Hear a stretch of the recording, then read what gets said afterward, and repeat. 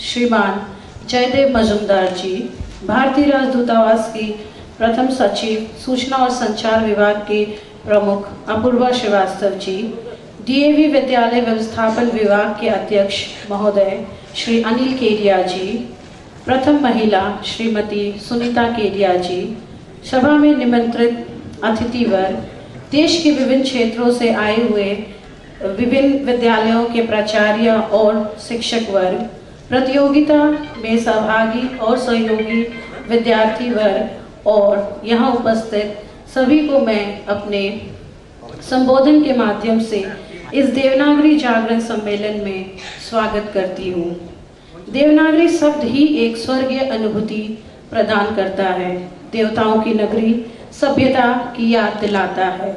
प्राचीन देवी देवताओं से लेकर विश्व के प्राचीन और समृद्धतम अनुपम साहित्य संस्कृति की ओर संकेत करता है। देवनागरी परंपरा आज भी कायम है। जब विश्व के विभिन्न क्षेत्रों में सभ्यता संस्कृति विकसित नहीं हुई थी, बीजारोपण तक नहीं हुआ था, उसी समय हमारे एशिया महाद्वीप में एक विकसित सभ्यता अपनी चरम सीमा पर थी। उत्कृष्ट साहित्यों की रचना का काम शुरू हो चुका था। विभिन्न कला और विद्याओं की विधिगत शिक्षण प्रशिक्षण के कार्य शुरू हो चुके थे।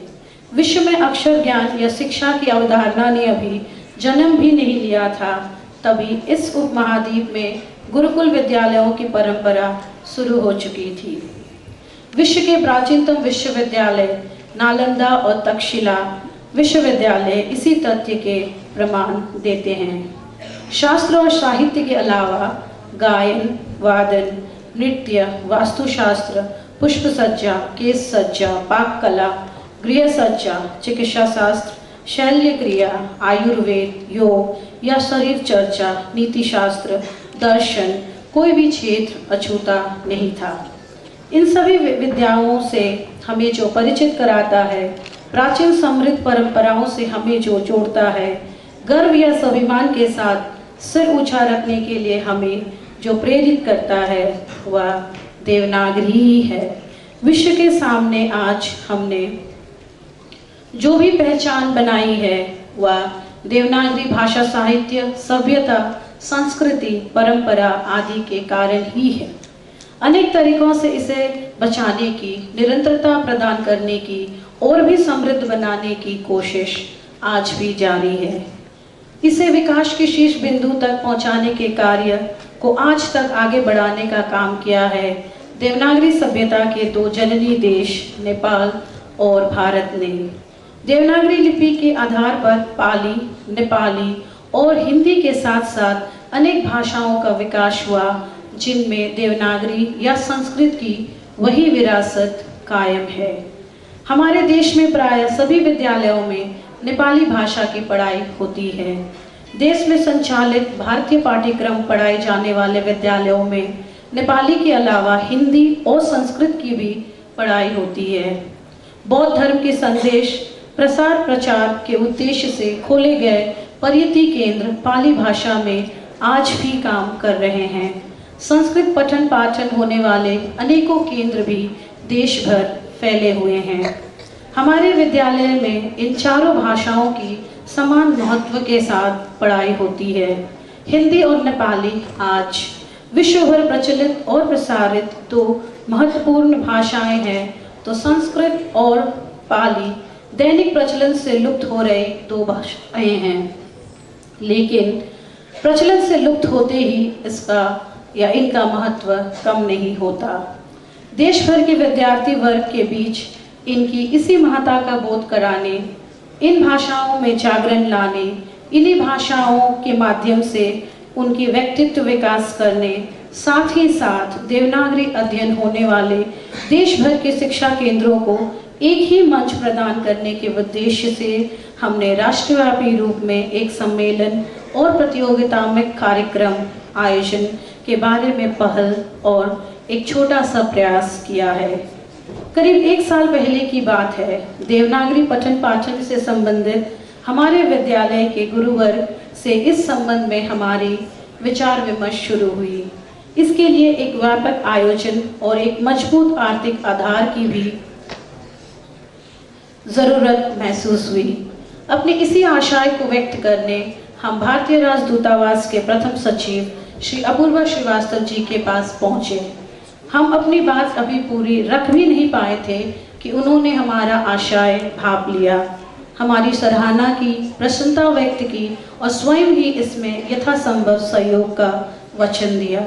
ये हमारे जीवन की अत्यंत खुशी के क्षण में से एक था। हम भारतीय राजदूतावास के अत्यंत आभारी हैं कि उन्होंने हमारी खुशी को हजारों गुना में बढ़ा दिया। हम बीपी कोइराला नेपाल भारत प्रतिष्ठान के भी आजीवन ऋणी हैं, जिन्होंने भारतीय राजदूतावास की मदद से एक बड़ी आर्थिक सहायता प्रदान कर हमें इस मंजिल तक पहुंचाया। भारतीय राजदूतावास और बीपी कोइराला नेपाल भारत प्रतिष्ठान की इस उदारता, सहृदयता, सहयोगिता, तत्परता का हम कभी नहीं भूल पाएंगे। हमारे उत्साह रूपी दिया के बाती में तेल भरकर उजाले की व्यवस्था करने का गौरव उन्हीं को प्राप्त है। उनकी इस भावना का मैं तहे दिल से स्वागत करती हूँ। इसके साथ ही हमारे इस आयोजन का देश भर के विद्यालयों ने गर्मजोशी से जिस प्रकार समर्थन किया और इतनी बड़ी संख्या में सहभागिता और उपस्थिति से समारोह को सफल बनाने के लिए यहाँ आ पहुँचे हैं, उनका मैं अंतर्मन से स्वागत करती हूँ।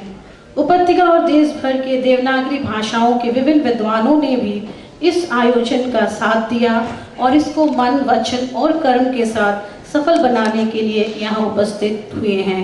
उन सभी विद्वानों का मैं इस सभा में स्वागत करती हूँ।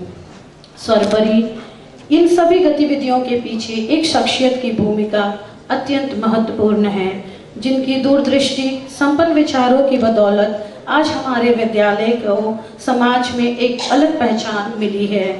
विद्यालय के स्तर की उन्नति के लिए हर तरह के प्रयास करने वाले, अपने शिक्षा अनुराग के ही कारण इस क्षेत्र में नए नए प्रयोग करने वाले विद्यालय व्यवस्थापन समिति के अध्यक्ष आदरणीय श्री अनिल केडिया जी का इस सभा में मैं हार्दिकता के साथ स्वागत करती हूँ।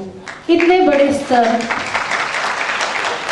बड़े स्तर के कार्यक्रम संयोजन के क्रम में उनके द्वारा जताई गई चिंता, सलाह, सुझाव, परामर्श, समर्थन, सहयोग की जितनी भी तारीफ की जाए कम होगा। इसके अलावा यहाँ उपस्थित सभी संचारकर्मी, शिक्षक, विद्यार्थी, साहित्यकर्मी, लेखक, अभिभावक वर्ग, विभिन्न क्षेत्रों से जुड़ी सभी महानुभावों का हार्दिकता के साथ स्वागत करती हूँ, जो अपने अपने व्यस्त जीवन से समय चुराकर यहाँ उपस्थित हुए, हमें अपना लक्ष्य में आगे बढ़ने के लिए प्रेरित किया और हमारे हौसले को कम नहीं होने दिया। संस्कृत भाषा में एक विख्यात सूक्ति है, वसुदेव कुटुंबकम। आज देश के विभिन्न प्रांतों से एक ही उद्देश्य और लक्ष्य के साथ यहाँ सम्मिलित और उपस्थित आप सभी को देखकर मुझे भी अनुभूति हो रही है कि हम सब एक ही परिवार से हैं, चाहे हम देश के किसी भी कोने से क्यों ना हो। मैं अपनी स्वागत मंतव्य एक कविता के 2-4 पंक्तियों के साथ समाप्त करना चाहती हूँ। इंसान हूँ, इंसानियत की सलामी चाहती हूँ, ना चाहूँ जाति की भेद, ना चाहूँ धर्म के मतभेद, ना चाहूँ भाषा के बंधन, ना हो सुबह ना हो सरहद। तोड़ना होगा जाति धर्म भाषा के मतभेद, जोड़ना है दिलों के तार, आओ पैदा करे सद्भाव। इस भाषा के ही माध्यम से तभी हो सकेगा वसुदेव कुटुंबकम का सपना साकार, सपना साकार। धन्यवाद।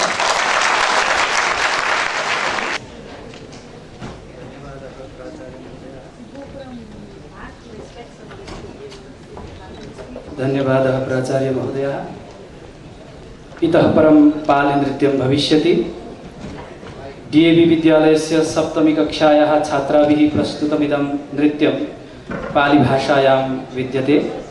अस्य कृते डीएवी विद्यालयस्य छात्रछात्रान् अहं निवेदयामि।